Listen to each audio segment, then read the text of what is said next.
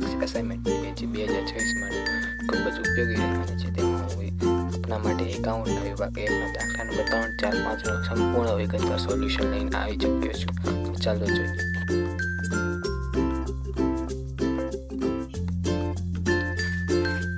વિદ્યાર્થી મિત્રો, અહીંયા જે કલમનો વાર્ષિક હિસાબનો દાખલો આપેલો છે, જેમાં આપણે વેપાર ખાતાનું ફા નુકસાન ખાતું અને પાકું સરવૈયું બનાવવાનું છે. જેમાં વિદ્યાર્થી મિત્રો વેપાર ખાતું મેં બનાવેલું છે, તમે જોઈ શકો છો.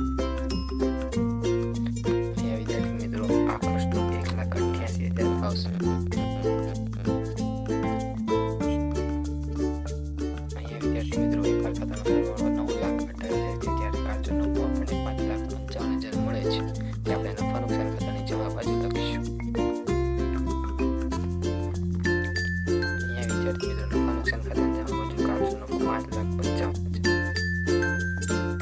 નફા નુકસાન ખાતું મેં તૈયાર કરેલું આપેલું છે, જે તમારે આપ નોંધ પૂર્તિમાં લખી શકો છો. અહીંયા વિદ્યાર્થી મિત્રો નફા નુકસાન ખાતાનો સરવાળો છે 5,70,200, જ્યારે આપણને ચોખ્ખો નફો 3,70,200 મળે છે.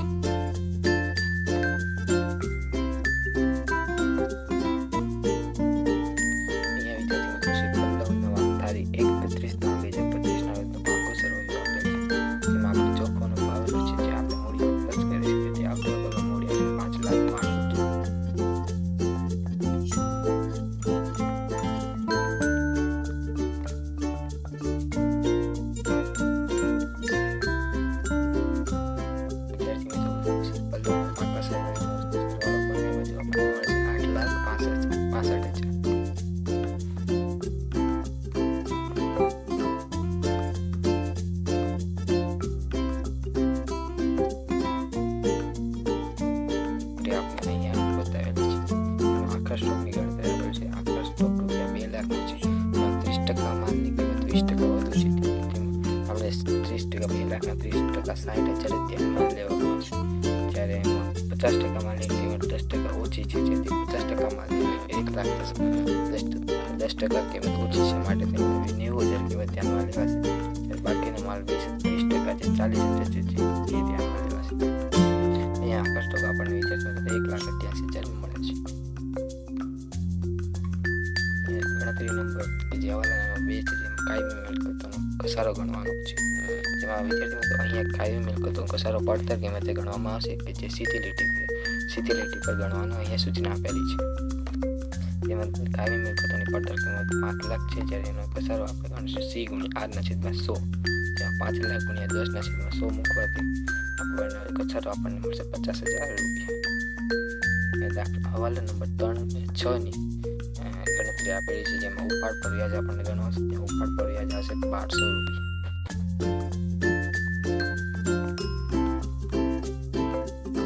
વિદ્યાર્થી મિત્રો દાખલા નંબર 4 નું સોલ્યુશન આપેલું છે, જેમાં કુશળનો વાર્ષિક હિસાબનો દાખલો છે. જેમાં આપણે ખાલી નફા નુકસાન ખાતાનું પાકું સરવૈયું બનાવવાનું છે. જેમાં વેપાર ખાતામાં કાચો નફો આપેલો છે, જે 5,00,000 છે. આપણે જે નફા નુકસાન ખાતાની જમા બાજુ લખીશું.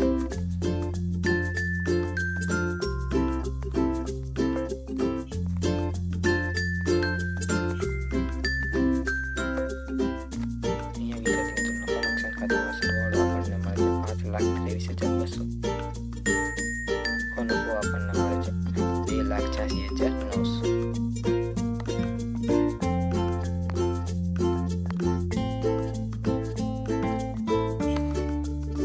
અહીંયા વિદ્યાર્થી મિત્રો પાકું સરવૈયું આપેલું છે. આપણને ચોખ્ખો નફો અહીંયા આપણે પ્લસ કરેલું છે 2,86,900, જેથી આપણને કાઉન્ટર કોલમ મળી હશે 5,37,500.